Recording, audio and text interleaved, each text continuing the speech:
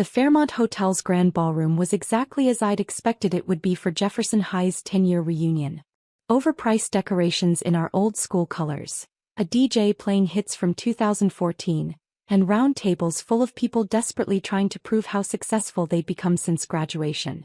I nursed a club soda at the back corner table, watching my former classmates network and one-up each other with stories about promotions, home purchases and exotic vacations. Most of them looked exactly like I'd expected, a little older, a little thicker around the middle, but fundamentally the same people they'd been at 18. Jordan Peterson. The voice belonged to Madison Clark, former head cheerleader and current pharmaceutical sales representative, based on her LinkedIn profile that I'd been forced to review when she tagged me in 17 reunion-related Facebook posts. "I can't believe you actually came." "Hey, Madison." I stood up to accept her enthusiastic hug, which lasted precisely long enough for her to catalog my thrift store outfit and lack of visible jewelry. "You look exactly the same," she said with the kind of smile that wasn't quite a compliment. "Still shopping at Goodwill, I see." "Something like that." "Well, at least you're here. I wasn't sure you'd show up after." She trailed off meaningfully, glancing around to see if anyone was listening. "After what?" "Oh, the whole situation with your startup company or whatever it was. I heard it didn't work out." "The situation?" "Right. 4 years ago, when my former classmates were still active on social media, they'd witnessed what appeared to be the spectacular failure of my first attempt at entrepreneurship. A small tech company that had burned through investors' money and shut down after 18 months, leaving me apparently broke and living back home with my parents. What they didn't know was that the failure had been entirely strategic. "These things happen," I said with a shrug. "Oh, absolutely. And there's no shame in trying, right? I always tell my clients that failure is just a stepping stone to success." She patted my arm condescendingly. "I'm sure you'll figure something out eventually." "I'm sure I will. Have you seen the awards display yet? We're doing superlatives tonight. Most successful, traveled farthest, most kids, that sort of thing. It should be fun." Before I could respond, she'd fluttered away to greet someone whose designer dress and obvious Botox treatments suggested more promising networking opportunities. I returned to my corner table and checked my phone. 3 missed calls from my assistant, 2 from my publicist and 1 from Forbes magazine. I'd been expecting the Forbes call for weeks, but the timing was going to be interesting. Jordan fucking Peterson. The voice belonged to Kyle Morrison, former star quarterback and current middle manager at his father's insurance company. He approached my table with the kind of aggressive friendliness that suggested he'd already had several drinks. "Kyle, good to see you. Man, I heard about your company going under. That sucks, dude. But hey, at least you went for it, right? Most people don't have the balls to even try starting a business." "True. You working anywhere now? Because I might know some people who are hiring." "Nothing fancy but steady paycheck, decent benefits. My dad's always looking for good people." "Thanks, I'll keep that in mind." "Seriously though, what are you doing for work these days?" This was the question I'd been dreading all evening. The truth was complicated and most people wouldn't believe it anyway. "Consulting," I said, which was technically accurate. "Consulting on what?" "Business strategy, technology implementation, that sort of thing." Cool. "Freelance stuff." "Something like that." Kyle nodded with the kind of understanding that suggested he thought consulting was code for unemployed but too proud to admit it. "Well, let me know if you want an introduction to some real opportunities. There's good money in insurance if you're willing to put in the work." After he wandered away, I considered leaving early. The reunion was exactly as awkward and depressing as I'd anticipated, and I had an early morning meeting with my board of directors tomorrow to discuss the quarterly earnings report. But then the DJ's music faded and someone tapped on the microphone at the front of the room. "Ladies and gentlemen, it's time for our favorite part of the evening, the Superlative Awards." Our former student body president, now an ambitious local politician, had appointed himself master of ceremonies. He stood at the front of the room with a stack of certificates and what he probably thought was a charismatic smile. "We surveyed everyone who RSVP'd to the reunion and asked you to vote on various categories. Some of these might surprise you." Polite applause from the crowd. "Let's start with most successful." This one was pretty unanimous. Congratulations to Jennifer Walsh for making partner at Crawford, Stevens and Associates. Jennifer walked to the front of the room to accept her certificate while people applauded genuinely. She deserved the recognition. Law firm partner by 28 was legitimately impressive. Next up, traveled farthest to be here.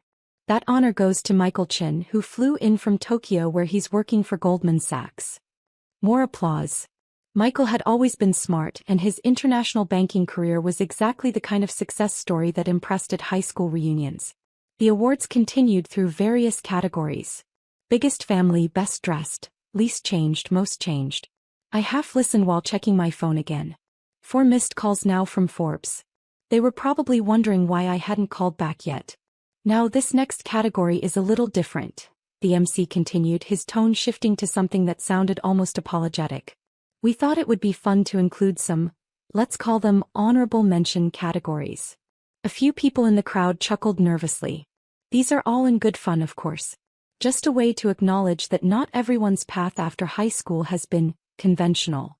I looked up from my phone, suddenly paying attention.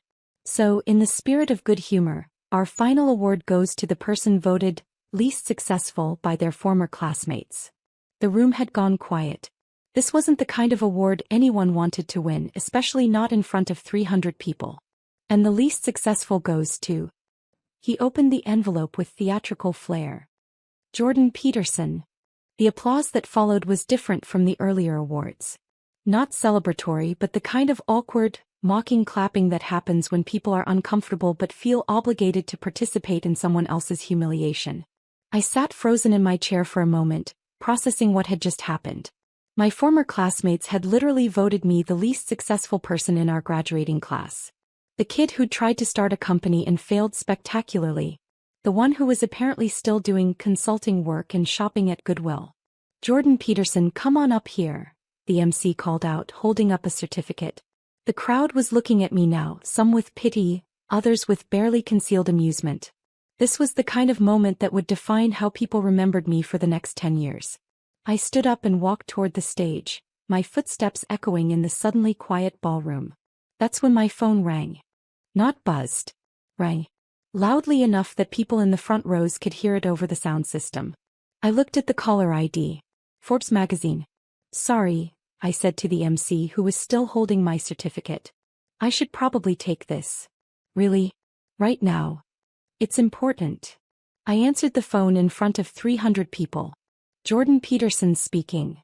Mr. Peterson, this is Catherine Williams from Forbes magazine. I apologize for calling so late on a Saturday, but we've just received final approval from our editorial board. Her voice was crisp and professional, and just loud enough that the people in the front rows could hear fragments of the conversation. Final approval for what? I asked, though I already knew the answer. Your cover story for next month's issue. The youngest billionaire of the year. How Jordan Peterson built a tech empire while everyone thought he'd failed. The room had gone completely silent now. Even the DJ had stopped the background music. I see, I said calmly. And the publication date? Next Monday. We'll need you in New York Tuesday morning for the photo shoot, and Wednesday afternoon for the television interviews. CNN, CNBC, and Bloomberg have all requested segments. That works for my schedule. Excellent. The story focuses on how you used your first company's apparent failure as cover while building neural flow systems into a $12 billion artificial intelligence empire.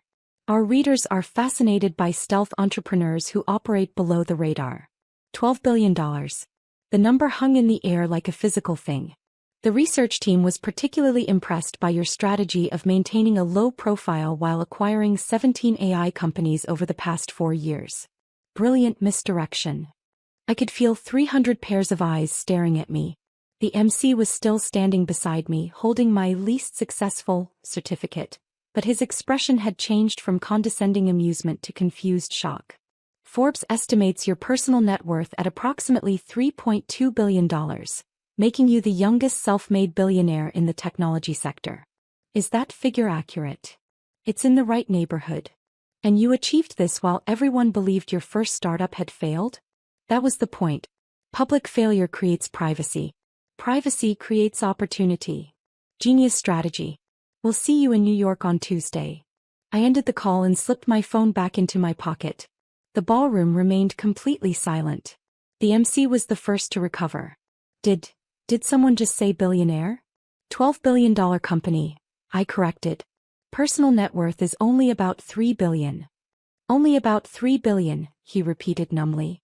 Plus or minus a few $100 million depending on market conditions. Someone in the crowd made a sound that might have been a gasp or a laugh. I couldn't tell which. Your first company, Jennifer Walsh called out from her table near the front. DataSync Solutions. That failed 4 years ago. DataSync was never meant to succeed, I explained. It was a cover story. While everyone thought I was a failed entrepreneur living with my parents, I was quietly building neural flow systems. Neural flow. Michael Chin had gone pale. The AI company that Goldman Sachs has been trying to acquire? Among others. We've had offers from Google, Microsoft, Amazon, and about 20 other companies over the past 2 years. But you turned them down? I'm not interested in being acquired. I'm interested in building something that changes how the world works. Kyle Morrison was staring at me like I'd grown a second head. You've been pretending to be unsuccessful for 4 years? I've been maintaining a low profile while building one of the fastest-growing technology companies in history. There's a difference. But why the secrecy? Because once people know you're successful, everything changes. Every conversation becomes about money. Every relationship gets colored by assumptions about wealth. Every business decision gets scrutinized by competitors and regulators. I gestured toward the crowd. Tonight, for example. How did you all treat me when you thought I was unsuccessful? Uncomfortable silence. You offered me job opportunities. You gave me business advice. You spoke to me like I was a normal person you'd known in high school. That's valuable feedback about market conditions, consumer behavior, and industry trends. You were using us for market research? Madison's voice carried a note of outrage. I was maintaining authentic relationships while gathering information about how different industries are adapting to technological change. Your insights about pharmaceutical sales automation have been particularly useful. Why insights? Your complaints about outdated CRM systems and inefficient client management tools. NeuralFlow's healthcare division has incorporated several features based on problems you've described over the past few years. She stared at me with a mixture of shock and something that might have been pride. So when you said you were doing consulting work, Kyle began. I consult for Fortune 500 companies on AI integration and digital transformation. My hourly rate is $15,000. $15,000 per hour? Plus expenses. Though most of my work now is focused on NeuralFlow's strategic development. The MC was still holding my certificate. What do I do with this? Keep it, I said with a smile. It's technically accurate. I am the least successful person at this reunion. How is that possible? Because success isn't measured in dollars. It's measured in impact. And I haven't begun to achieve the impact I'm working toward. I walked back toward my table, but the crowd was standing now, everyone trying to get closer, voices overlapping with questions and congratulations and requests for business cards. How did you do it? When did you start the company? Can you get me a job? Do you remember when we were lab partners in chemistry? I held up my hand for quiet. I'm happy to answer questions, but let me explain something first. The room settled. 4 years ago when DataSync failed, most of you either ignored me completely or treated me with pity. Tonight you voted me least successful. In both cases, your behavior was perfectly reasonable based on the information you had. Nods from the crowd. But now that you know I'm worth $3 billion, suddenly everyone wants to be my best friend. You're remembering positive interactions that probably never happened. You're retroactively claiming credit for supporting my success. More uncomfortable silence. That's exactly why I maintain the deception. Money changes how people relate to you and not usually for the better. Jennifer raised her hand. So what's the point of having money if you can't enjoy it? Who says I'm not enjoying it? I love my work. I love building things that matter. I love solving problems that improve people's lives. The money is just a scorecard that tells me whether my solutions are actually valuable. But don't you want the recognition? The status? I want the impact. Recognition and status are distractions from the work. Michael stepped forward. The work being what exactly? Artificial intelligence that actually serves human needs instead of just automating human jobs. Healthcare AI that helps doctors make better diagnoses. Educational AI that personalizes learning for individual students. Financial AI that helps people make better decisions about money instead of just generating more profits for banks. And you built all this while pretending to be unsuccessful? I built all this while focusing entirely on the work instead of managing public perception. The pretense was just a side effect of staying focused. My phone rang again. This time, the caller ID showed my assistant. Jordan, I've been trying to reach you. The Wall Street Journal wants to follow up on the Forbes story, and TechCrunch is requesting an exclusive about your acquisition strategy. Schedule everything for next week. I'm at my high school reunion. Your high school reunion? The one where you were expecting people to treat you like a failure. I looked around the ballroom, where 300 former classmates were staring at me with expressions ranging from awe to confusion to barely concealed resentment. Mission accomplished, I told her, and ended the call. The MC was still processing everything. So you're really worth $3 billion? According to Forbes, yes. And you've been building this company for 4 years without anyone knowing? 17 key employees knew. My board of directors knew. Various investors and partners knew. But yes, I've kept a very low public profile. Why reveal it now? Because Neuralflow is about to go public. Monday morning, we're filing for an IPO that will make the company's value visible to everyone. After that, maintaining anonymity becomes impossible. So this is your last night of being able to pretend to be normal? This is my last night of being able to have authentic interactions with people who knew me before I was wealthy. I looked around the room one more time, taking in the faces of people I'd grown up with but barely kept in touch with over the past decade. For what it's worth, I said, this evening has been exactly what I expected it would be. You treated me the way people treat someone they perceive as unsuccessful, and now you're treating me the way people treat someone they perceive as wealthy. Both behaviors are predictable and rational. And depressing? Jennifer suggested. And informative. Understanding human behavior at this level is crucial for building AI systems that actually work in the real world. So we were all just data points in your research? You were people I used to know, behaving exactly the way people behave. The research value was a bonus. Kyle stepped forward. I owe you an apology. For what? For offering you a job at my dad's insurance company. That must have been. That was you being a decent human being to someone you thought needed help. Why would you apologize for that? Because it was condescending. It was kind. There's a difference. Madison raised her hand tentatively. When I talked about your clothes and shopping at Goodwill, you were making social assessments based on visible status markers. Perfectly normal behavior. But it was mean. It was honest. I do shop at Goodwill. These clothes did cost $12 total. Your observations were accurate. But you could afford anything.